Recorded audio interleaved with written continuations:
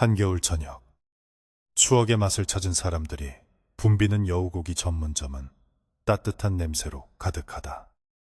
한 숟갈의 국물은 지난 세월의 허기를 달래지만 냄비 속에서 들려오는 미세한 소리는 불안을 깨운다. 갑자기 고기가 살아 움직이듯 튀어오르고 식탁의 평온은 깨진다. 그 여우고기는 죽지 않았다.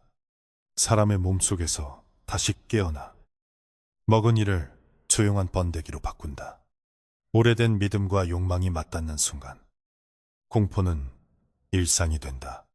옛날 아주 먼 옛날에 호랑이가 담배를 피우고 까치가 말을 하던 시절, 깊고 험한 산골짜기 고개 너머에 사람들의 발길이 끊이지 않는 주막이 하나 있었습니다. 험준한 산세 때문에 보통 사람이라면 감히 넘을 엄두도 내지 못할 곳이었지만 그 주막에서 풍겨나오는 기묘하고도 고소한 고기 냄새는 심리 밖까지 퍼져나가 지나가던 나그네들의 코끝을 잡아 끌고야 말았습니다. 안개가 자욱하게 낀 날이면 그 냄새는 더욱 진해져서 마치 산신령이 요술을 부려 사람을 홀리는 것 같다는 소문이 돌 정도였으니 그 명성은 날이 갈수록 높아만 갔습니다. 이 주막의 주인은 욕심이 많고 심술담기로 소문난 여주인이었는데 그녀는 항상 붉은 비단 치마를 입고 돈주머니를 허리춤에 차고 다니며 손님들의 눈치를 살피곤 했습니다. 그녀의 눈매는 가늘고 매서워서 한번 쏘아보면 건장한 장정들도 오금이 저릴 정도였지만 주막을 찾는 손님들에게만은 간드러지는 목소리로 어서 오라며 손짓을 하였습니다. 여주인은 오로지 돈을 버는 데에만 혈안이 되어 있어 주막의 일꾼들을 짐승 부리듯 혹독하게 다루었지만 그 누구도 그녀의 성미를 거스르려 하지 않았습니다. 주막에서 가장 갇은 일을 도맡아 하는 이는 돌쇠라는 이름의 순박하고 우직한 청년이었는데 그는 이 주막에 얹혀 살며 마당을 쓸고 장작을 패고 물을 길어 나르는 온갖 허드렛 일을 하고 있었습니다.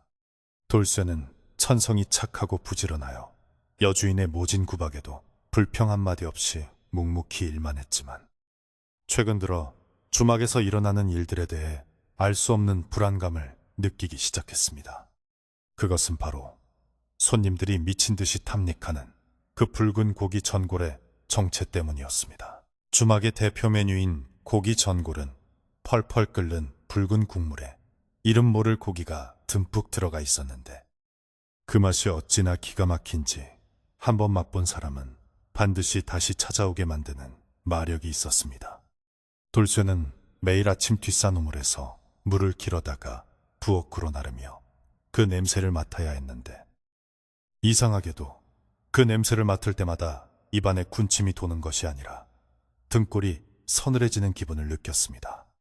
고기 국물 냄새, 틈새로 비릿하고도 역한 피냄새가 섞여 있는 것 같았기 때문입니다. 어느 날 저녁, 주막은 전국 각지에서 몰려든 손님들로 발 디딜 틈 없이 북적였고 부엌에서는 소뚜껑이 달그락거리는 소리와 함께 고기 익는 냄새가 진동을 했습니다. 여주인은 연신 싱글벙글 웃으며 엽전을 세느라 정신이 없었고 돌쇠는 땀을 뻘뻘 흘리며 무거운 장작을 아궁이에 밀어넣고 있었습니다. 불길이 활활 타오르며 솥을 데우자 솥 안의 국물은 붉은 거품을 내뿜으며 맹렬하게 끓어올랐고 그 안에서 고기 덩어리들이 춤을 추듯 위아래로 솟구쳤습니다. 돌쇠가 잠시 숨을 고르며 부엌 한 구석에 쪼그리고 앉아있을 때 문득 솥안에서 기이한 소리가 들려왔습니다. 장작이 타닥거리며 타는 소리와는 분명히 다른 마치 작은 짐승이 고통에 겨워 내지르는 듯한 찍찍하는 날카로운 비명소리였습니다.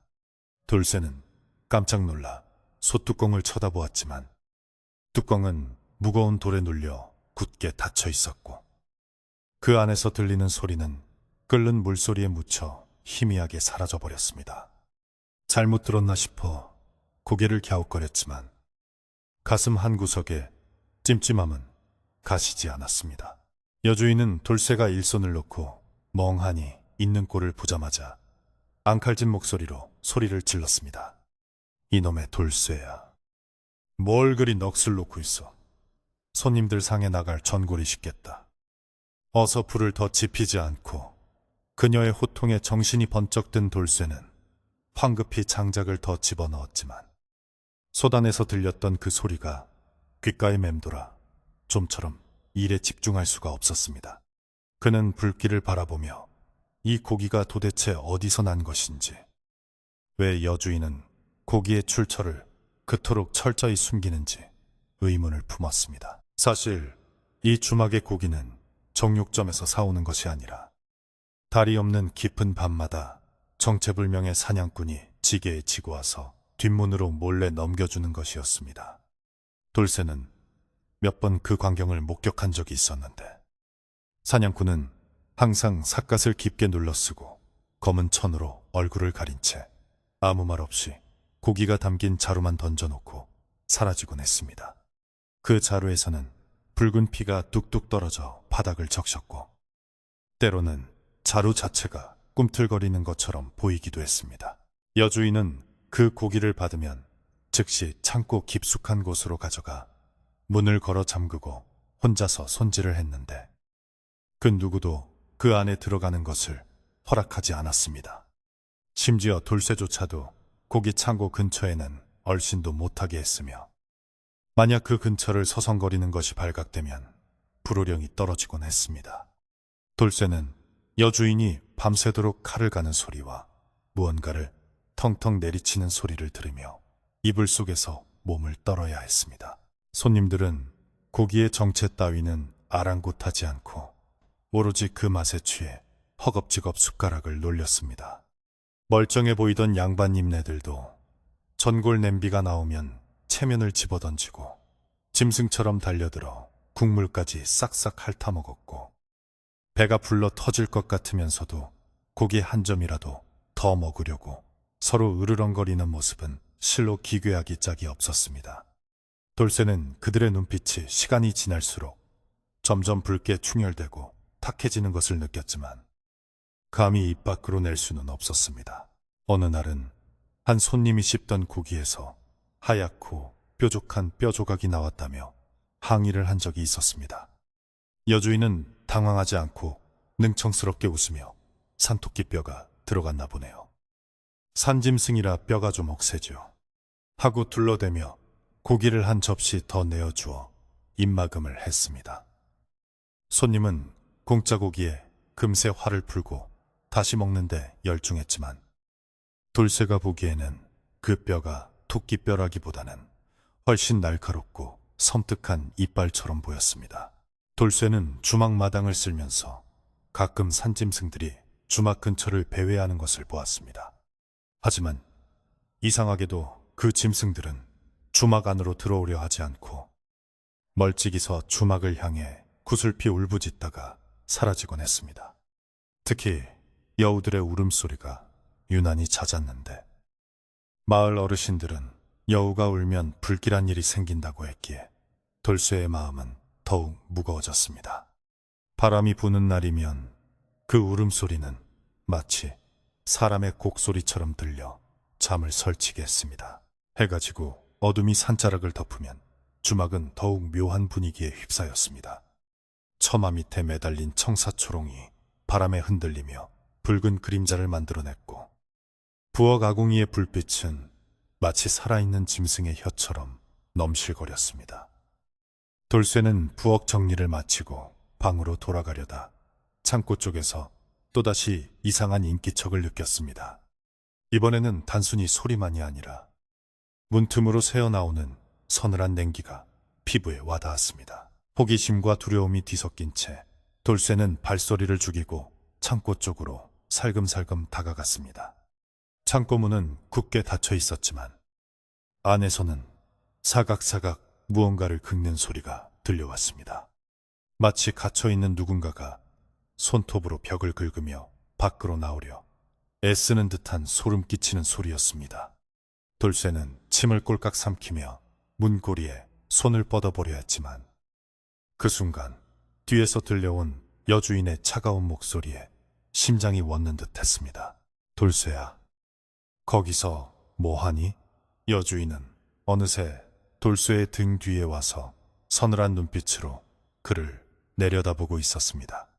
그녀의 손에는 피가 묻은 행주가 들려 있었고 입가에는 알 수 없는 미소가 걸려 있었습니다. 돌쇠는 너무 놀라 뒤로 넘어질 뻔했지만 겨우 중심을 잡고 아니에요. 마님, 쥐소리가 들리는 것 같아서 하고 말을 더듬으며 변명했습니다. 여주인은 콧방귀를 뀌며 말했습니다. 쥐는 무슨 산바람 소리다. 쓸데없는 짓 말고 어서 가서 잠이나 자거라. 돌쇠는 도망치듯 방으로 돌아왔지만 심장은 쿵쿵거리며 좀처럼 진정되지 않았습니다. 여주인의 손에 들려있던 붉은 피가 묻은 행주와 그녀의 싸늘한 눈빛이 머릿속에서 떠나지 않았기 때문입니다. 그는 이불을 머리끝까지 뒤집어 쓰고 누웠지만 창밖에서 들려오는 바람 소리가 마치 살려줘 하는 여인의 비명소리처럼 들려 귀를 막아야만 했습니다. 이 주막에는 분명히 사람들이 모르는 끔찍한 비밀이 숨겨져 있는 것이 틀림없었습니다. 다음 날 아침, 돌쇠는 대탄 눈으로 일어나 마당으로 나갔습니다. 안개는 어제보다 더 짙게 끼어 있어 한 치 앞도 분간하기 어려웠고 주막은 마치 세상과 단절된 외딴 섬처럼 고립되어 보였습니다. 그럼에도 불구하고 이른 아침부터 전골을 맛보러 온 손님들이 문 앞에 줄을 서서 기다리고 있었습니다. 그들의 표정은 굶주린 늑대처럼 탐욕스러웠고 입가에는 벌써부터 침이 고여 있었습니다. 여주인은 보란듯이 솥뚜껑을 열고 국자를 휘저으며 손님들의 식욕을 돋우었습니다. 솥 안에서 피어오르는 김은 희뿌연 안개와 섞여 몽환적인 분위기를 자아냈고 붉은 국물은 마치 살아있는 피처럼 끈적하게 끓어올랐습니다. 돌쇠는 그 모습을 보며 문득 자신이 끓이고 있는 것이 단순한 고기 국물이 아니라 무언가 금기된 것을 깨우는 의식 같다는 생각이 들었습니다. 손님들이 숟가락을 들 때마다 주막의 공기는 점점 더 무겁고 탁하게 변해갔습니다. 점심때가 되자 주막은 발 디딜 틈 없이 꽉 찼고 사람들의 말소리와 쩝쩝거리는 소리로 시끌벅적했습니다. 그때 구석진 자리에 앉아있던 한 노인이 고기 한 점을 입에 넣더니 갑자기 헛구역질을 하며 뱉어냈습니다. 이게 무슨 맛이야? 비린내가 진동을 하는구만. 노인의 외침에 주막 안은 순식간에 조용해졌고 모든 시선이 노인에게 쏠렸습니다. 여주인의 얼굴이 일순간 굳어지더니 매서운 눈빛으로 노인을 쏘아보았습니다. 여주인은 곧바로 상냥한 가면을 쓰고 노인에게 다가가 말했습니다. 어르신, 입맛이 까다로우시군요. 오늘 잡은 고기라 피 냄새가 좀 덜 빠졌나 봅니다. 제가 특별히 양념을 더해서 다시 내어오겠습니다. 그녀는 재빨리 노인의 그릇을 치우고 부엌으로 들어갔습니다. 돌쇠는 여주인이 부엌으로 들어가며 짖는 표정을 보았는데 그것은 곤란해하는 표정이 아니라 사냥감을 노리는 맹수의 표정이었습니다. 잠시 후 양념이 더 진하게 된 전골이 다시 나왔고 노인은 의심스러운 눈초리로 국물을 한 숟가락 떠먹었습니다. 그러자 언제 그랬냐는 듯 노인의 표정이 환하게 풀리며 허허, 이제야 맛이 제대로 나는구만. 기가 막혀 하며 허겁지겁 그릇을 비우기 시작했습니다. 돌쇠는 그 모습을 보며 등골이 오싹해졌습니다. 도대체 저 양념 안에 무엇을 넣었기에 사람의 혀를 저토록 홀리는 것일까요? 오후가 되자 빗방울이 하나둘 떨어지기 시작하더니 이내 장대비가 쏟아졌습니다. 비에 젖은 흙냄새와 전골의 고기 냄새가 섞여 주막 안은 더욱 기묘한 냄새로 가득 찼습니다. 비를 피하려 몰려든 손님들로 주막은 터져나갈 듯했고 돌쇠는 밀려드는 주문에 정신을 차릴 수가 없었습니다. 그때 부엌문 틈으로 빗물에 젖은 작은 털뭉치 하나가 굴러 들어왔습니다. 붉은 털을 가진 꼬리가 잘린 작은 짐승의 털 뭉치였습니다. 돌쇠는 소스라치게 놀라 털뭉치를 집어들었는데 그것은 여우의 털이 분명했습니다. 그는 주위를 살피며 황급히 털뭉치를 아궁이 불 속으로 던져버렸습니다.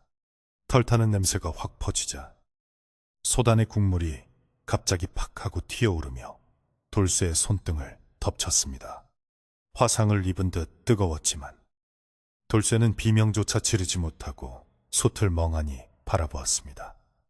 붉은 국물 위로 떠오른 고기 조각이 마치 웃고 있는 여우의 눈처럼 보였기 때문입니다. 이 주막에는 돌쇠가 상상하는 것보다 훨씬 더 무섭고 슬픈 원한이 서려 있는 듯 했습니다. 비가 그치고 며칠이 지나자 주막 주변에는 전보다 더 짙고 끈적한 안개가 내려앉았습니다. 해가 중천에 떠도 안개는 거칠 줄을 몰랐고 주막은 마치 구름 속에 갇힌 딴 세상처럼 몽환적이면서도 음산한 기운을 내뿜었습니다. 그럼에도 불구하고 소문은 꼬리에 꼬리를 물고 퍼져나가 이제는 산 넘고 물 건너 먼 고을의 사람들까지 전골 맛을 보러 찾아왔습니다. 그들은 하나같이 무언가에 홀린 듯한 눈빛으로 고개 너머를 바라보며 오로지 그 붉은 국물 한 그릇을 비우기 위해 험한 산길을 마다하지 않았습니다. 돌쇠는 몰려드는 손님들을 맞이하느라 눈코 뜰 새 없이 바빴지만 마음 한구석의 불안감은 날이 갈수록 커져만 갔습니다.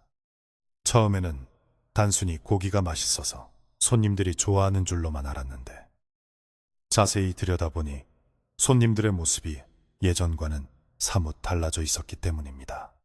주막에 들어설 때만 해도 멀쩡하던 사람들이 전골을 먹고 나면 눈빛이 흐릿해지면서 동공이 풀린 듯 멍해졌고 말수가 급격히 줄어들었습니다. 그저 고개만 쳐박고 후루룩 쩝쩝 소리를 내며 국물을 들이키는 모습은 마치 며칠 굶은 짐승들을 연상케 했습니다. 특히 단골 손님들의 변화는 돌쇠를 더욱 섬뜩하게 만들었습니다. 아랫마을의 김서방은 본래 호탕하고 목소리가 커서 주막에 오면 쩌렁쩌렁한 소리로 농담을 던지던 사람이었는데 언제부턴가 그는 구석자리에 웅크리고 앉아 한마디 말도 없이 고기만 씹어대고 있었습니다.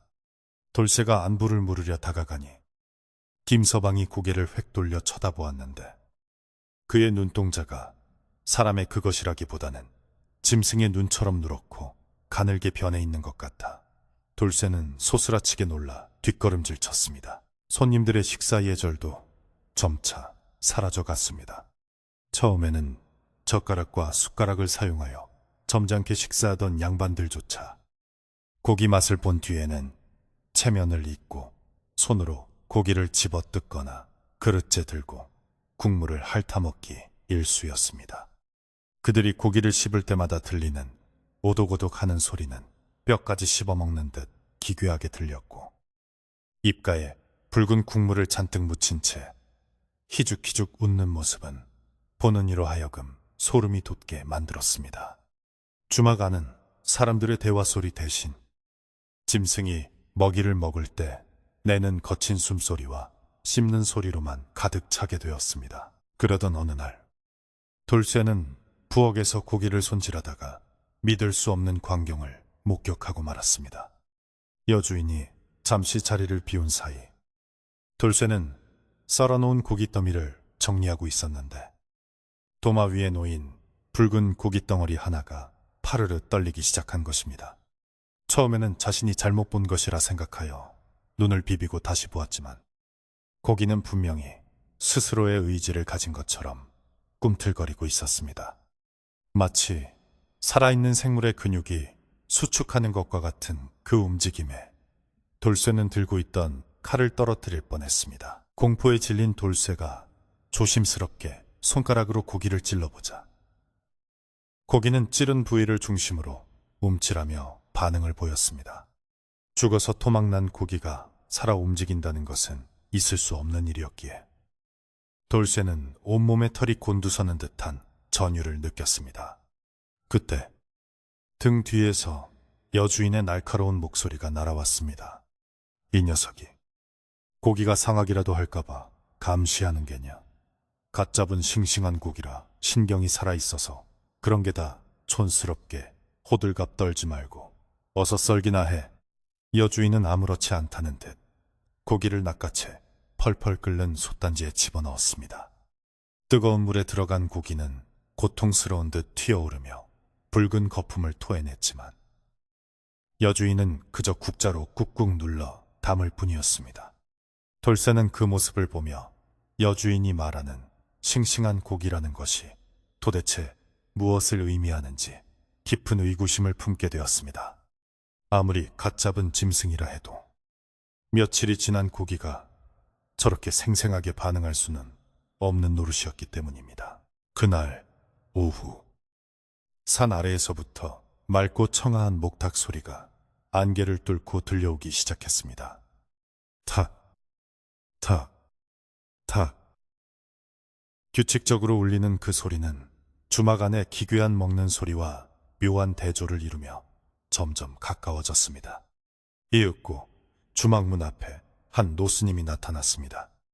낡고 해진 승복을 걸치고 얼굴에는 깊은 주름이 패어 있었지만 두 눈만은 형형하게 빛나고 있어 범상치 않은 기운을 풍기는 분이었습니다.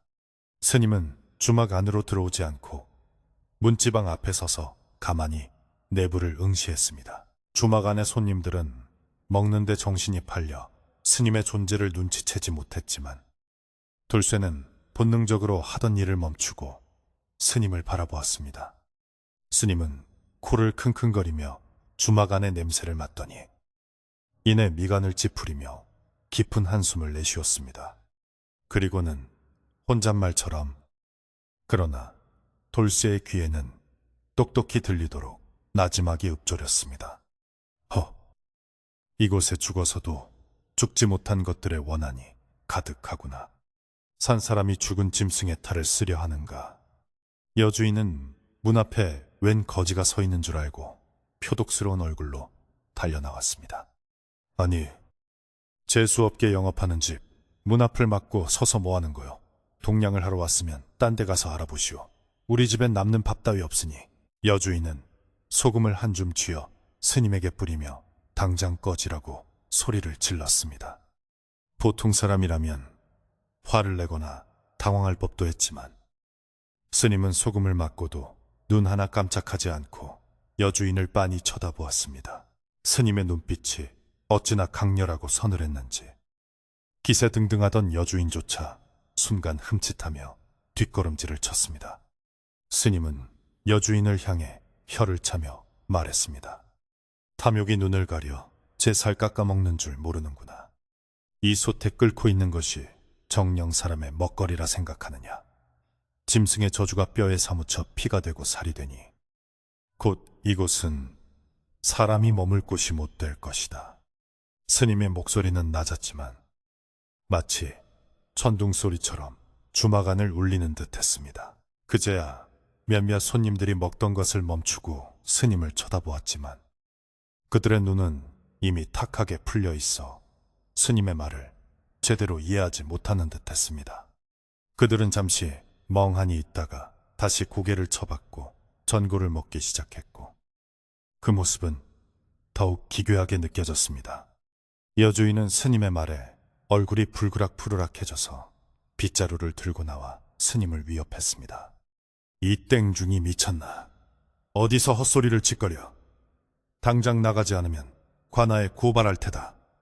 스님은 더 이상 여주인과 말을 섞는 것이 무의미하다고 느꼈는지 고개를 저으며 천천히 몸을 돌렸습니다. 그러다 마당 한 구석에서 겁에 질린 채 서 있는 돌쇠와 눈이 마주쳤습니다. 스님은 잠시 걸음을 멈추고 돌쇠를 향해 측은한 눈빛을 보내며 말했습니다. 젊은이, 자네는 아직 눈이 맑구나. 오늘 밤 달이 구름에 가려지면 솥뚜껑을 열지 말게나. 그리고 명심하게. 짐승의 고기는 배를 채우지만 원한 맺힌 고기는 영혼을 갉아먹는 법이네. 돌쇠는 스님의 말에 가슴이 철렁 내려앉았습니다. 스님이 떠나고 난 뒤에도 그 목소리는 귓가에 맴돌아 사라지지 않았습니다. 원한 맺힌 고기. 영혼을 갉아먹는다. 돌쇠는 부엌으로 돌아와 설거지를 하면서도 손이 떨려 그릇을 몇 번이나 놓칠 뻔했습니다. 여주인은 스님이 재수없는 소리를 하고 갔다며 하루 종일 투덜거렸고 솥에 소금을 뿌리며 부정을 씻어내려 했지만 주막을 감싸고 있는 음산한 기운은 오히려 더 짙어지는 것 같았습니다. 저녁이 되자 주막은 다시 손님들로 만원이 되었습니다. 낮에 스님의 경고가 있었음에도 불구하고 사람들은 아무 일도 없었다는 듯이 고기를 탐닉했습니다. 돌쇠는 서빙을 하면서 손님들의 얼굴을 유심히 살펴보았는데 확실히 낮보다 상태가 더 안 좋아 보였습니다. 어떤 손님은 얼굴에 거뭇거뭇한 털이 돋아나 있는 것처럼 보였고 어떤 손님은 손톱이 비정상적으로 길고 날카로워져 탁자를 긁어대고 있었습니다. 돌쇠는 더 이상 가만히 있을 수 없다고 생각했습니다. 그는 평소에 자신을 잘 챙겨주던 이웃마을의 젊은 선비에게 다가가 조심스럽게 말을 걸었습니다. 선비님, 이 고기 말입니다. 좀 이상하지 않습니까? 낮에 스님도 그렇고 제가 보기엔 먹지 않는 게 좋을 것 같습니다. 돌쇠는 최대한 목소리를 낮추어 속삭였지만 선비의 반응은 예상 밖이었습니다. 선비는 천천히 고개를 들어 돌쇠를 쳐다보았는데 그의 입가는 붉은 국물로 범벅이 되어 있었고 치아 사이에는 생고기 조각이 끼어 있었습니다. 선비는 돌쇠의 걱정, 어린 말에 대답 대신 으르렁거리는 소리를 내며 돌쇠의 손목을 낚아챘습니다. 만만. 좋은데. 왜? 방해냐? 선비의 목소리는 갈라지고 탁해서 도저히 사람의 목소리라고 믿기 힘들었습니다. 돌쇠는 그의 악력이 너무나 강해서 뼈가 으스러지는 듯한 고통을 느꼈습니다. 그때 어디선가 여주인이 나타나 돌쇠의 등짝을 후려갈겼습니다.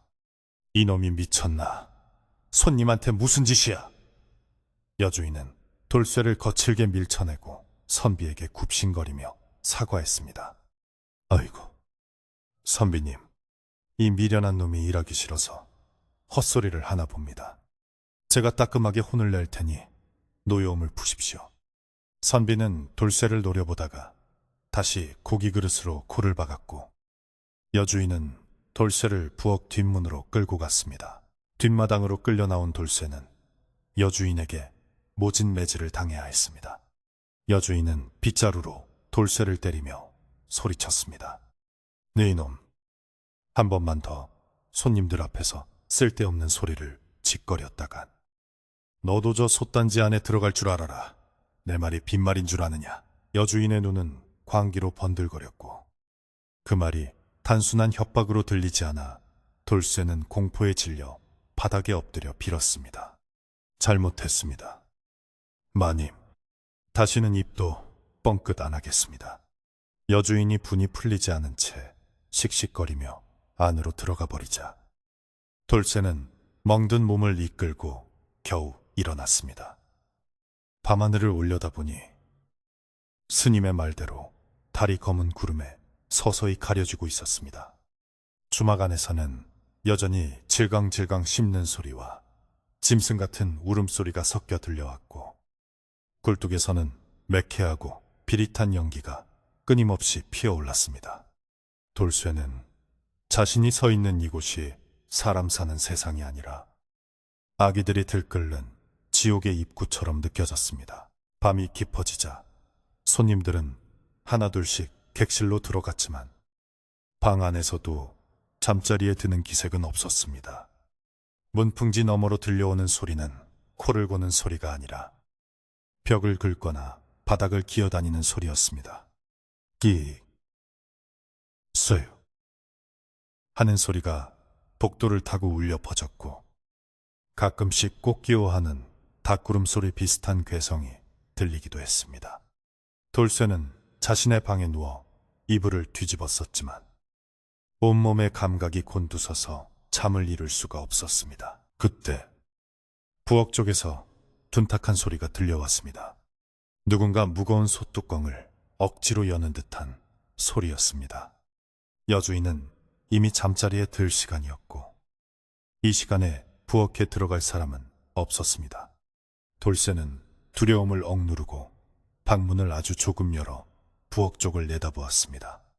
어둠 속에서 희미한 불빛이 새어나오고 있었는데 그 불빛에 비친 그림자는 사람이 아니라 거대한 꼬리를 가진 짐승의 형상처럼 보였습니다. 그림자는 솥 주위를 빙빙 돌며 무언가를 중얼거리는 듯 했는데 그 목소리는 여주인의 목소리와 여우의 울음소리가 기묘하게 섞인 듯 했습니다.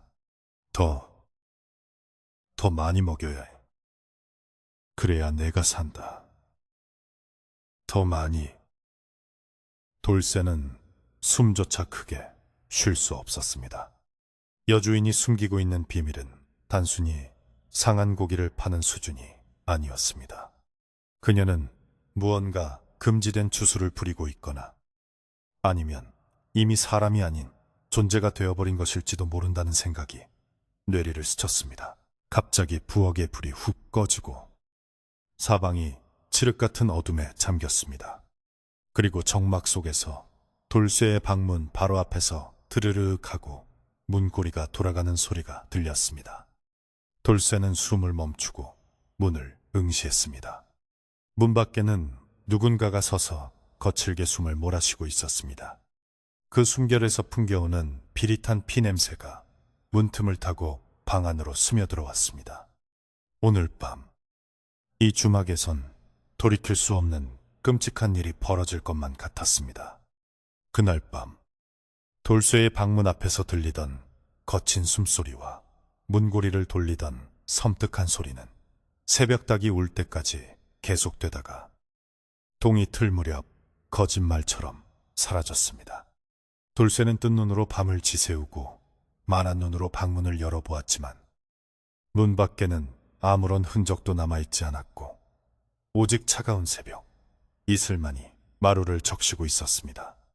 하지만 돌쇠는 그것이 단순한 꿈이나 착각이 아니었음을 본능적으로 알 수 있었는데 문고리에 묻어있는 끈적하고 비릿한 액체가 말라붙어 있었기 때문입니다. 그날 아침부터 하늘은 뚫린 듯 구멍이 난 것처럼 비를 쏟아붓기 시작했습니다. 빗줄기는 굵고 거세서 처마 끝에서 떨어지는 물이 땅을 파고들 정도였고 하늘은 대낮인데도 밤처럼 어두컴컴하여 등불을 켜지 않고는 앞을 분간하기 힘들었습니다. 천둥과 번개가 번갈아치며 산천을 울려댔고 바람은 주막의 문짝을 뜯어낼 듯이 덜컹거리게 만들었습니다. 마치 하늘이 이 주막에서 벌어지는 부정한 일을 더 이상 두고 볼 수 없어 노여움을 표출하는 것만 같았습니다. 짐은 날씨에도 불구하고 주막은 비를 피하러 들어온 나그네들과 소문을 듣고 찾아온 식객들로 발 디딜 틈 없이 북적였습니다. 비에 젖은 옷에서 나는 눅눅한 냄새와 사람들의 땀 냄새, 그리고 주방에서 흘러나오는 고기 전골의 냄새가 뒤섞여 주막 안은 숨이 막힐 듯 답답하고 불쾌한 공기로 가득 찼습니다. 하지만 손님들은 그 냄새를 불쾌해하기는커녕 오히려 그 냄새에 취해 더욱 개걸스럽게 음식을 탐닉하고 있었습니다. 손님들의 요구는 빗소리보다 더 시끄럽게 주막을 메웠습니다. 여기 고기 더 주시오. 술도 더 가져오고. 아니, 왜 이렇게 늦는 거야? 배가 고파 죽겠단 말이다. 여기저기서 고함을 치고 식탁을 두드리는 통에 돌쇠는 정신이 하나도 없었습니다. 사람들의 눈은 붉게 충혈되어 있었고 입가에는 침이 거품처럼 맺혀 있어 그 모습이 영락없는 아기들과 다를 바 없었습니다. 그들은 배가 불러도 멈추지 않고 끊임없이 무언가를 채워 넣으려는 갈망에 사로잡혀 있었습니다. 여주인은 밀려드는 주문에 기쁨의 비명을 지르며 주방을 지휘했습니다. 돌쇠야, 못하느냐? 어서 창고에 가서 고기를 더 가져오너라. 솥이 비어가고 있잖아. 그녀의 목소리는 탐욕에 젖어 쩌렁쩌렁 울렸고 눈은 돈독이 올라 번들거렸습니다. 돌쇠는 창고에 가는 것이 죽기보다 싫었지만 여주인의 서슬퍼런 눈빛과 손님들의 아우성에 떠밀려 억지로 발걸음을 옮길 수밖에 없었습니다. 창고 문을 여는 순간 확 풍겨오는 피비린내와 짐승 누린내가 돌쇠의 코를 찔렀습니다.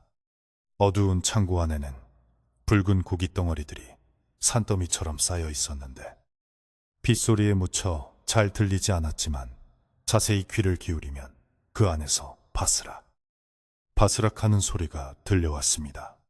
돌쇠는 떨리는 손으로 고기가 담긴 자루 하나를 집어들었는데 자루가 묵직하면서도 안에서 무언가가 꿈틀하는 느낌이 들어 비명을 지를 뻔했습니다. 돌쇠가 자루를 메고 주방으로 돌아오자 여주인은 기다렸다는 듯이 자루를 낚아채 도마 위에 쏟아부었습니다. 쏟아진 고기들은 아직 핏기가 채가 시지 않은 붉은 선홍색이었고 근육이 미세하게 떨리고 있었습니다. 여주인은 칼을 들어 거침없이 고기를 내리쳤는데 칼이 고기에 박힐 때마다 퍽, 퍽 하는 소리가 아니라 찍, 찍 하는 짧은 비명 같은 소리가 났습니다. 돌쇠는 귀를 의심하며 여주인을 쳐다보았지만 그녀는 광기에 사로잡혀 듣지 못하는 듯 했습니다. 오늘은 날도 끝인데 고기 맛이 아주 좋겠어. 푹 꼬아내면 국물이 끝내줄 게야. 여주인은 콧노래까지 흥얼거리며 토막난 고기들을 펄펄 끓는 솥 안으로 밀어 넣었습니다. 끓는 물속으로 들어간 고기들은 고통스러운 듯 격렬하게 춤을 추며 떠올랐다가 가라앉기를 반복했습니다. 솥 안에서는 평소보다 훨씬 많은 붉은 거품이 일어 넘쳤고 그 거품은 마치 짐승이 피를 토해내는 것처럼 붉고 걸쭉했습니다. 시간이 지날수록 솥 안에서 들리는 소리는 더욱 기이해졌습니다. 처음에는 장작이 타는 소리나 물이 끓는 소리인 줄 알았으나 점차 그 소리는 뚜렷하게 찍찍 끽끽 하는 짐승의 울음소리로 변해갔습니다. 그것은 쥐가 덫에 걸려 발버둥 칠 때 내는 소리 같기도 하고 새끼 짐승이 어미를 찾으며 우는 소리 같기도 했습니다. 돌쇠는 솥뚜껑을 바라보며 뒷걸음질 쳤습니다. 솥 안에는 분명히 죽은 고기들만 들어갔는데 어째서 살아있는 것들의 비명 소리가 들리는 것일까요? 손님들도 하나둘씩 이상한 낌새를 채기 시작했습니다. 전골을 먹던 한 사내가 숟가락을 멈추고 주위를 두리번거렸습니다. 이보시오, 주인장. 어디서 쥐 새끼가 우는 소리가 들리지 않소. 밥맛 떨어지게 시리. 그러자 옆에 있던 다른 손님도 맞장구를 쳤습니다. 그러게 말이오. 아까부터 바닥 밑에서 나는 것 같기도 하고 천장에서 나는 것 같기도 하고.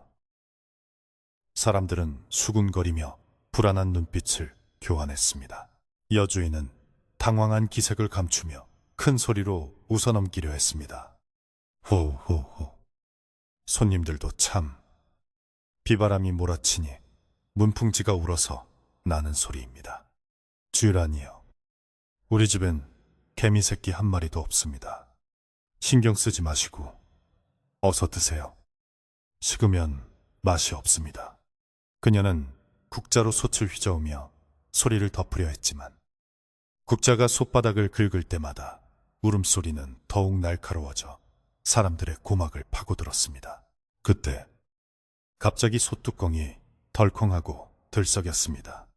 무쇠로 만든 무거운 뚜껑이 안에서 끓어오르는 압력을 견디지 못하고 춤을 추듯 움직이기 시작한 것입니다.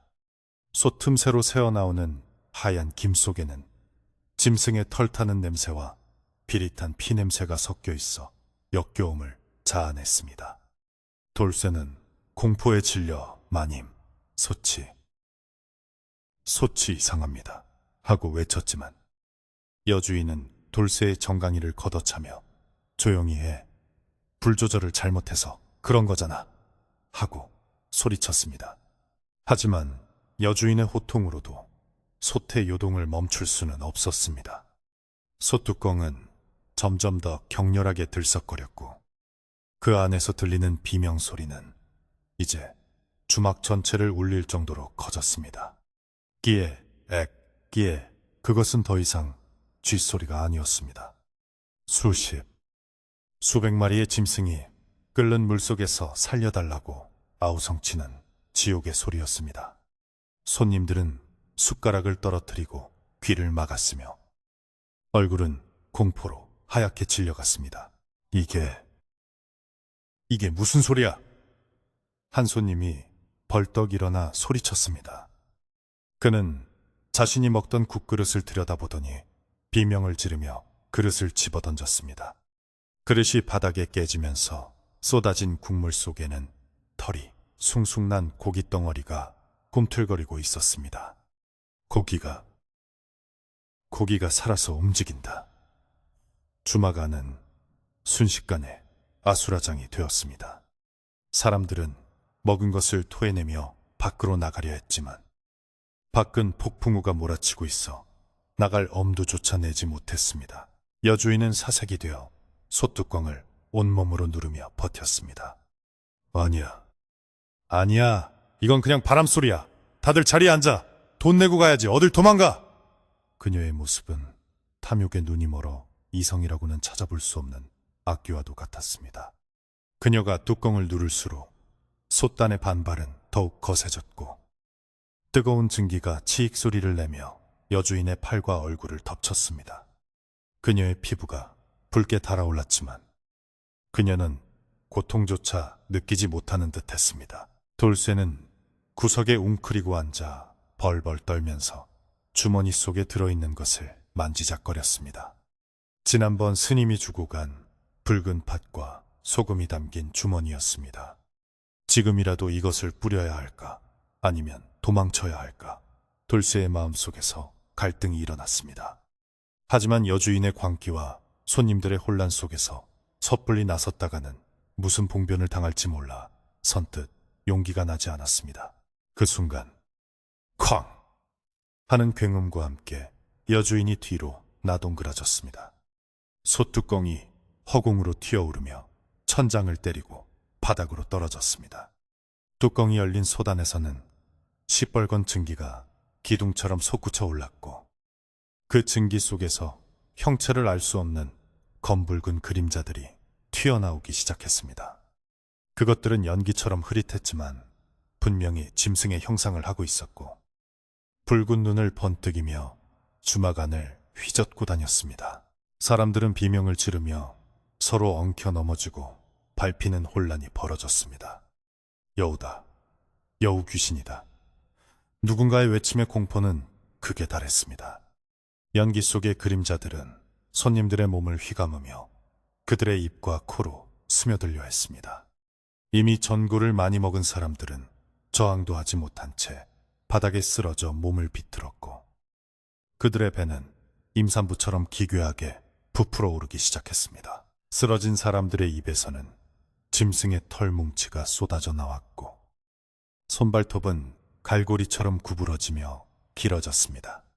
그들은 고통에 몸부림치면서도 눈은 쾌락에 젖은 듯 몽롱하게 풀려 있어 보는 이를 더욱 소름 끼치게 만들었습니다. 돌쇠는 이 모든 참상이 여주인의 끝없는 욕심이 불러온 재앙임을 깨달았습니다. 여주인은 바닥에 넘어진 채로 솥에서 튀어나온 고기 한 점을 주워 입에 넣으려 하고 있었습니다. 그녀는 이미 사람이 아니었습니다. 바깥의 천둥 소리가 주막 안의 비명 소리와 섞여 귀를 먹먹하게 했습니다. 번개가 번쩍일 때마다 주막 안의 풍경은 지옥도처럼 참혹하게 비쳤습니다. 솥에서는 여전히 붉은 국물이 용암처럼 끓어넘치며 바닥을 적셨고 그 국물이 닿는 곳마다 나무바닥이 치익 소리를 내며 타들어갔습니다. 돌쇠는 문 쪽으로 기어가려 했지만 여우의 형상을 한 연기가 앞을 가로막았습니다. 연기는 돌쇠를 노려보며 킬킬거리는 웃음소리를 냈습니다.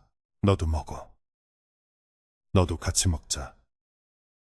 연기 속에서 들려오는 목소리는 예전에 사라진 김서방의 목소리 같기도 했고 정체를 알 수 없는 사냥꾼의 목소리 같기도 했습니다. 돌쇠는 뒷걸음질 치다 벽에 부딪혔습니다. 더 이상 물러설 곳이 없었습니다. 그는 떨리는 손으로 스님의 주머니를 꽉 쥐었습니다. 이제 남은 희망은 이 작은 주머니 하나뿐이었습니다. 하지만 공포에 질린 손이 말을 듣지 않아 주머니 끈을 풀 수가 없었습니다. 그때 솥안에서 가장 거대한 기운이 솟구쳐 올랐습니다. 그것은 다른 그림자들과 달리 뚜렷한 형태를 갖추고 있었는데 꼬리가 9개 달린 거대한 붉은 여우의 형상이었습니다. 그 여우는 솥 위에 둥둥 떠서 주막 안을 내려다보며 찢어질 듯한 포효를 내질렀습니다. 그 소리에 주막의 기둥이 흔들리고 등불이 모두 꺼져버렸습니다. 칠흑 같은 어둠 속에서 오직 여우의 두 눈만이 시퍼런 도깨비불처럼 빛나고 있었습니다. 어둠 속에서 사람들의 신음소리와 뼈가 으스러지는 소리, 그리고 무언가가 쩝쩝거리며 살을 뜯는 소리가 들려왔습니다. 돌쇠는 눈을 질끈 감고 귀를 막았습니다. 이것은 단순한 요괴의 장난이 아니었습니다. 오래전부터 산에 살던 영물이 인간의 탐욕에 희생되어 원기가 되었고 이제 그 원한을 갚기 위해 인간들을 제물로 삼으려는 것이었습니다. 주막은 이제 인간의 공간이 아닌 여우들의 소굴로 변해가고 있었습니다. 빗줄기는 더욱 거세져 지붕을 뚫을 기세였고 주막 안은 죽음과 공포의 냄새로 진동했습니다. 여주인의 웃음소리가 어둠 속에서 미친 듯이 울려 퍼졌습니다. 다 내 거야. 이 고기들은 다 내 돈이야. 그녀는 완전히 미쳐버린 것이 분명했습니다. 돌쇠는 절망 속에서도 스님의 말씀을 떠올렸습니다. 짐승의 고기는 배를 채우지만 원한 맺힌 고기는 영혼을 갉아먹는다. 이대로 있다가는 자신도 저들과 똑같은 꼴이 될 것이라는 생각에 돌쇠는 마지막 남은 힘을 짜내어 몸을 일으켰습니다. 어둠이 내려앉은 주막 안은 그야말로 생지옥이나 다름없었습니다. 솥뚜껑이 날아가고 붉은 증기가 가득 찬 방 안에서 사람들은 공포에 질려 출구를 찾아 헤맸지만 굳게 닫힌 문은 꿈쩍도 하지 않았습니다. 그때 바닥에 떨어져 있던 고기 한 점을 무심코 집어들었던 한 선비의 비명이 주막을 찢어놓았습니다. 그는 굶주림을 참지 못해 그 혼란 속에서도 고기를 입에 가져다 댔는데 순간 죽은 줄 알았던 고깃덩어리가 펄쩍 뛰어올라 선비의 입술을 덥석 물어뜯은 것입니다. 선비는 으악 하고 외마디 비명을 지르며 고기를 떼어내려 안간 힘을 썼지만 고기는 마치 살아있는 자라처럼 한 번 문 것을 절대 놓지 않고 선비의 살점을 파고들었습니다. 그 광경을 목격한 다른 손님들은 뒷걸음질치며 경악을 금치 못했습니다. 하지만 진짜 공포는 이제부터 시작이었습니다. 이미 전골을 배불리 먹고 바닥에 쓰러져 있던 사람들의 배가 기이할 정도로 부풀어 오르기 시작한 것입니다. 그들의 배는 마치 만삭의 임산부처럼 커져갔는데 그 안에서 무언가가 격렬하게 꿈틀거리는 움직임이 옷 위로 적나라하게 드러났습니다. 뱃속에서 꾸르륵 꾸르륵 하는 소리가 들려왔는데 그것은 소화되는 소리가 아니라 수십 마리의 작은 짐승들이 밖으로 나오기 위해 벽을 긁는 소리였습니다. 사람들은 고통에 찬 신음을 내뱉으며 자신의 배를 움켜쥐고 바닥을 굴렀습니다. 배가 찢어질 것 같아! 살려줘! 그들의 외침은 처절했지만 아무도 도와줄 수가 없었습니다. 돌쇠는 공포에 질린 눈으로 그 모습을 지켜보며 스님이 했던 죽어서도 죽지 않은 것이라는 말의 진정한 의미를 깨달았습니다. 솥 안에서 끓고 있던 고기들은 죽은 것이 아니었습니다. 그것들은 사람의 뱃속을 따뜻한 자궁 삼아 다시 태어나려 하고 있었던 것입니다. 이 주막은 식당이 아니라 여우들의 번식장이었던 셈입니다. 배가 불러온 사람들의 피부는 점차 얇아져서 안에서 움직이는 핏줄과 근육의 형태까지 비쳐 보일 정도가 되었습니다. 개 중에는 배꼽을 통해 붉은 여우의 털이 삐져나오는 사람도 있었고, 입을 벌릴 때마다 사람의 혀 대신 뾰족한 짐승의 주둥이가 튀어나오려는 듯 헛구역질을 하는 사람도 있었습니다. 그들은 인간으로서의 의식을 잃어가며 점차 하나의 거대한 살아있는 고치로 변해가고 있었습니다. 여우의 원한이 서린 고기가 인간의 정기를 빨아먹고 인간의 몸을 숙주로 삼아 새로운 육신을 얻으려 하는 끔찍한 저주였습니다. 이 아비규환 속에서도 여주인은 정신을 차리지 못하고 있었습니다. 그녀는 바닥에 떨어진 고기들을 주워 자신의 치마폭에 담으며 희죽희죽 웃고 있었습니다. 내 고기야. 다 돈이 되는 귀한 고기들이라고 아무도 못 줘. 그녀의 눈은 이미 사람이 아니었습니다. 그녀의 배 또한 남산만하게 불러 있었지만 그녀는 고통을 느끼기는커녕 그것을 복이라 여기며 쓰다듬었습니다. 여주인의 뒤로 거대한 구미호의 그림자가 어른거렸지만 탐욕의 눈이 먼 그녀에게는 오직 눈앞의 고기 덩어리만 보일 뿐이었습니다. 돌쇠는 더 이상 지체할 시간이 없음을 직감했습니다. 이대로 두면 주막 안에 있는 모든 사람이 배를 찢고 나올 여우들에게 잡아먹히거나 그들 자체가 요괴로 변해버릴 것이 분명했습니다. 그는 떨리는 손으로 품속에 깊이 간직해두었던 주머니를 꺼냈습니다. 노스님이 가장 위급한 순간에 쓰라며 주고 간 붉은 팥과 굵은 소금이 섞인 주머니였습니다. 돌쇠는 주머니의 끈을 풀며 마음속으로 간절히 빌었습니다.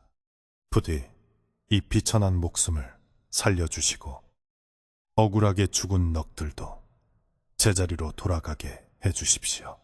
돌쇠는 심호흡을 한번 크게 내쉬고는 주머니 속에 든 팥과 소금을 한 움큼 쥐었습니다.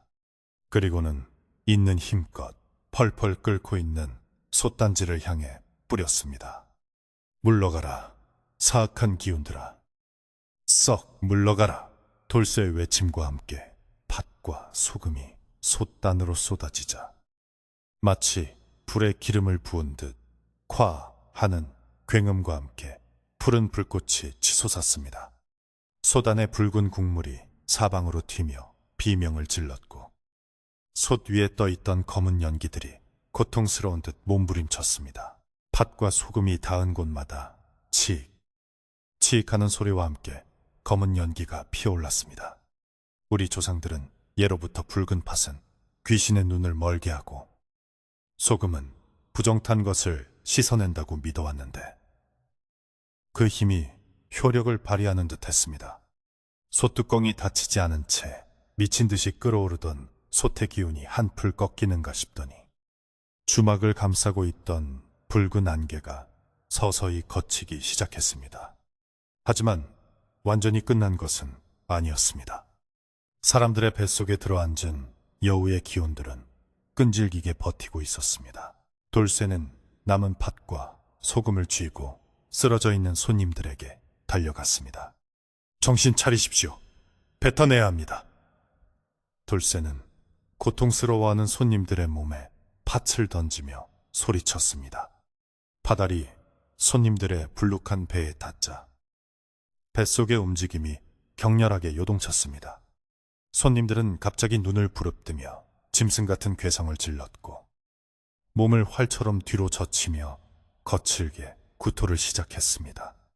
그들의 입에서는 검은 핏덩어리와 함께 뭉쳐진 털뭉치들이 쏟아져 나왔습니다. 바닥에 토해낸 털뭉치들은 꿈틀거리며 다시 사람의 몸으로 들어가려 했지만 돌쇠가 재빠르게 소금을 뿌리자 녹아내리듯 검은 물이 되어 사라졌습니다. 사람들은 뱃속의 끔찍한 것들을 개워내고 나서야 비로소 제정신이 돌아오는 듯 멍한 눈으로 주위를 둘러보았습니다. 하지만 그 과정은 너무나 고통스러워서 많은 이들이 탈진하여 그 자리에서 기절해버렸습니다. 주막 바닥은 사람들이 토해낸 오물과 검은 물로 흥건해져 발 디딜 틈조차 없었습니다. 이제 남은 것은 여주인 뿐이었습니다. 여주인은 돌쇠가 밭을 뿌리는 것을 보고는 짐승처럼 으르렁거며 달려들었습니다. 이놈이 내 귀한 고기들에게 무슨 짓을 하는 게야? 내 돈, 내 보물들! 그녀는 돌쇠의 멱살을 잡고 흔들었는데 그녀의 손톱은 이미 길게 자라 돌쇠의 살을 파고들었습니다. 그녀의 입에서는 침이 질질 흘러나왔고 눈동자는 완전히 붉게 변해 있었습니다.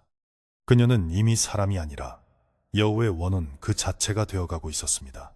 돌쇠는 숨이 막혀오는 고통 속에서도 마지막 남은 팥과 소금을 쥐어짜 여주인의 얼굴에 뿌렸습니다. 마님, 제발 정신 차리십시오. 이건 다 헛된 욕심입니다. 파달이 여주인의 얼굴에 정통으로 맞자 그녀는 끼에 액 하는 찢어지는 듯한 비명을 지르며 뒤로 나동그라졌습니다. 그녀의 얼굴에서 붉은 연기가 피어오르며 피부가 타들어가는 듯한 소리가 났습니다. 그녀는 바닥을 구르며 괴로워했지만 입으로는 여전히 돈과 고기를 찾고 있었습니다. 그때 솥 안에서 가장 거대하고 어두운 그림자가 솟구쳐 나와 여주인을 덮쳤습니다. 그것은 꼬리가 9개 달린 구미호의 형상이 분명했습니다. 그림자는 여주인의 몸을 휘감으며 그녀의 귓가에 속삭이는 듯 했습니다. 네가 원했잖아. 더 많은 고기, 더 많은 돈. 이제 네가 고기가 되어라. 여주인은 공포에 질려 안 돼! 살려줘! 싫어! 하고 소리쳤지만 그림자는 그녀를 놓아주지 않았습니다. 여주인의 몸이 점점 솥 쪽으로 끌려가기 시작했습니다. 돌쇠는 그 처참한 광경을 보며 어찌할 바를 몰랐습니다. 여주인이 비록 악독하고 욕심 많은 사람이었지만 눈앞에서 요괴에게 잡아먹히는 것을 두고 볼 수는 없었습니다. 그는 바닥에 떨어진 빗자루를 집어들고 여주인을 잡고 있는 그림자를 내리쳤습니다. 놔라, 이 짐승아, 사람을 놔줘. 하지만 그림자는 빗자루를 가볍게 쳐내고 돌쇠를 벽으로 날려버렸습니다. 돌쇠는 벽에 부딪혀 억소리를 내며 주저앉았고 온몸의 뼈가 으스러지는 듯한 통증을 느꼈습니다. 여주인은 솥의 가장자리를 붙잡고 버티려 했지만 힘이 역부족이었습니다. 펄펄 끓는 붉은 국물이 그녀의 손에 닿자 살타는 냄새가 진동했지만 그녀는 비명조차 치르지 못했습니다. 이미 그림자가 그녀의 목소리마저 삼켜버린 듯 했습니다. 여주인의 몸이 서서히 솥안으로 기울어졌습니다. 그녀는 마지막 순간 돌쇠를 쳐다보았는데 그 눈빛은 원망도 분노도 아닌 깊은 후회와 공포로 가득 차 있었습니다. 그리고 풍덩하는 소리와 함께 그녀는 붉은 국물 속으로 사라졌습니다. 여주인이 솥 안으로 빨려 들어가는 순간 솥에서는 엄청난 양의 붉은 빛기둥이 천장을 뚫고 하늘로 솟구쳤습니다. 바깥의 천둥 소리가 그 어느 때보다 크게 울렸고 번개가 주막을 내리꽂았습니다. 주막의 기둥들이 우지끈거리며 흔들렸고 창호지 문들이 모조리 뜯겨나갔습니다. 강한 바람이 주막 안으로 들이닥쳐 솥에서 나오는 증기와 연기를 밖으로 몰아냈습니다. 마치 산신령이 노하여 모든 부정을 씻어내려는 듯 비바람은 주막 안을 휩쓸었습니다. 돌쇠는 바닥에 엎드려 머리를 감싸 쥐고 이 폭풍이 지나가기를 기다렸습니다. 귀가 먹먹할 정도의 굉음과 눈을 뜰 수 없는 바람 속에서 그는 여우들의 울음소리가 점차 멀어지는 것을 느꼈습니다. 소단에서 들리던 찍찍하는 비명소리도 사람들의 뱃속에서 들리던 긁는 소리도 모두 바람에 실려 산 너머로 사라져갔습니다. 여주인을 삼킨 솥은 붉은 빛을 잃고 검게 그을린 채 조용해졌습니다. 한참의 시간이 지나고 폭풍우가 잦아들 무렵 주막 안에는 무거운 정적이 찾아왔습니다. 부서진 문틈으로 차가운 밤 공기가 들어와 열기를 식혀주었습니다. 돌쇠는 고개를 들어 주위를 둘러보았습니다. 주막은 마치 전쟁터처럼 폐허가 되어 있었고 여기저기 널브러진 집기들과 깨진 그릇들 사이로 사람들이 쓰러져 있었습니다. 그들은 모두 의식을 잃은 상태였지만 다행히 배는 원래대로 돌아와 있었고 숨은 붙어 있었습니다. 돌쇠는 비틀거리며 일어나 가장 가까이 있는 김서방의 코 밑에 손가락을 대보았습니다. 약하지만 규칙적인 숨결이 느껴졌습니다. 살았어. 다들 살았어. 돌쇠는 안도의 한숨을 내쉬며 다리가 풀려 그 자리에 주저앉았습니다. 그의 손에는 텅 빈 주머니만 쥐어 있었습니다. 스님의 도움이 아니었다면, 그리고 그가 용기를 내지 않았다면 이곳은 영원히 여우들의 소굴이 되었을 것입니다. 솥이 있는 부엌 쪽을 바라보니 솥은 반으로 쪼개져 있었고 그 안은 텅 비어 있었습니다. 국물도 고기도 그리고 여주인도 흔적도 없이 사라졌습니다. 오직 바닥에 여주인이 평소에 아끼던 붉은 비단 저고리의 옷고름 하나만이 덩그러니 남아서 이곳에 주인이 있었음을 증명하고 있었습니다. 여주인의 끝없는 탐욕은 결국 그녀 자신을 파멸로 이끌었고 그녀가 그토록 사랑했던 돈과 고기는 허망한 연기처럼 사라져버린 것입니다. 밖에서는 비가 그치고 구름 사이로 희미하게 달빛이 비치기 시작했습니다. 달빛은 폐허가 된 주막을 비추며 참혹했던 밤의 흔적을 드러냈습니다. 돌쇠는 찢어진 문 밖으로 보이는 산을 바라보았습니다. 안개는 걷혔지만 산은 여전히 어둡고 깊었습니다. 하지만 전과 달리 음산한 기운은 느껴지지 않았습니다. 마치 산도 오랜 체증이 내려간 듯 고요하고 평온한 숨을 쉬고 있는 것 같았습니다. 돌쇠는 주막 한 구석에 있는 물동이에서 물을 떠와 쓰러진 사람들의 입술을 적셔 주었습니다. 한 사람, 두 사람. 돌쇠의 정성 어린 손길에 사람들은 앓는 소리를 내며 조금씩 의식을 되찾기 시작했습니다. 그들의 눈빛은 더 이상 짐승의 것이 아니었습니다. 비록 공포와 혼란으로 가득 차 있었지만 그것은 분명 사람의 눈이었습니다. 돌쇠는 그들이 깨어나는 모습을 보며 비로소 눈물을 흘렸습니다. 길고 길었던 공포의 밤이 드디어 끝나가고 있었습니다. 하지만 아직 완전히 안심할 수는 없었습니다. 사람들의 몸속에 있던 여우의 기운은 빠져나갔지만 그들의 마음속에 심어진 공포와 상처는 쉽게 치유되지 않을 것이기 때문입니다. 그리고 여주인을 삼키고 사라진 그 거대한 여우의 원혼이 정말로 사라진 것인지 아니면 어딘가에 숨어서 다시 기회를 엿보고 있는지는 알 수 없었습니다. 돌쇠는 깨어난 사람들이 안정을 찾을 수 있도록 다독이며 날이 밝을 때까지 불을 지키기로 결심했습니다. 새벽이 오면 이 모든 악몽도 빛과 함께 사라지기를 바라면서 말입니다. 동이 트기 시작하자 밤새 산천을 뒤흔들던 비바람은 거짓말처럼 뚝 그치고 삼봉우리 너머로 붉은 태양이 서서히 고개를 내밀었습니다. 아침 햇살은 폭풍우가 핥히고 간 주막의 처참한 몰골을 가감없이 비추었는데 찢어진 문풍지와 깨진 기와 조각들이 마당에 어지럽게 널려 있어 마치 거대한 전쟁이 휩쓸고 지나간 듯한 참상을 보여주었습니다. 하지만 밤새 주막을 짓누르던 그 무겁고 끈적끈적한 요기여치는 아침 이슬과 함께 깨끗이 씻겨 내려가 공기는 그 어느 때보다 맑고 상쾌하게 느껴졌습니다. 숲속에서는 밤새 숨죽이고 있던 산새들이 다시 지저귀기 시작했고 그 청아한 소리는 악몽에서 깨어난 사람들의 귓가에 생명의 노래처럼 들려왔습니다. 돌쇠는 마당 한가운데 서서 떠오르는 해를 바라보며 깊은 숨을 들이마셨습니다. 배부 깊숙이 스며드는 차가운 아침. 공기가 밤새 공포와 긴장으로 굳어있던 그의 몸과 마음을 어루만져 주는 듯 했습니다. 주막 안에서 쓰러져 있던 사람들도 하나둘씩 부스스 몸을 일으키며 정신을 차리기 시작했습니다. 그들은 멍한 표정으로 서로의 얼굴을 쳐다보다가 자신들이 살아있다는 사실을 확인하고는 믿기지 않는다는 듯 자신의 몸을 더듬어 보았습니다. 그들의 배는 더 이상 기괴하게 부풀어 있지 않았고 눈빛 또한 예전의 탁하고 붉은 기운이 사라져 본래의 사람 눈으로 돌아와 있었습니다. 그러나 그들이 겪었던 밤의 기억이 완전히 사라진 것은 아니었습니다.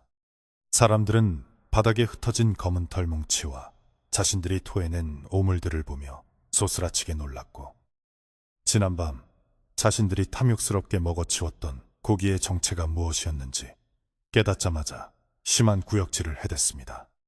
우리가 도대체 무슨 짓을 한 거야? 한 노인이 떨리는 목소리로 중얼거렸고 그 말은 모두의 가슴에 비수처럼 꽂혔습니다. 그들은 단순히 맛있는 음식을 먹은 것이 아니라 욕심에 눈이 멀어 금기를 범하고 자신들의 영혼을 짐승에게 내어줄 뻔했다는 사실에 뼈저린 후회와 수치심을 느꼈습니다. 돌쇠는 부엌 아궁이에 불을 지펴 따뜻한 물을 끓여다가 사람들에게 한 사발씩 나누어 주었습니다. 자, 일단 이걸 드시고 속을 좀 진정시키십시오. 이제 다 끝났습니다. 여우 귀신은 물러갔고 마님도 사라졌습니다. 돌쇠의 담담한 위로에 사람들은 말없이 물사발을 받아들었습니다. 따뜻한 물이 목구멍을 타고 내려가자 얼어붙었던 오장육부가 녹아내리며 비로소 안도감이 밀려왔습니다.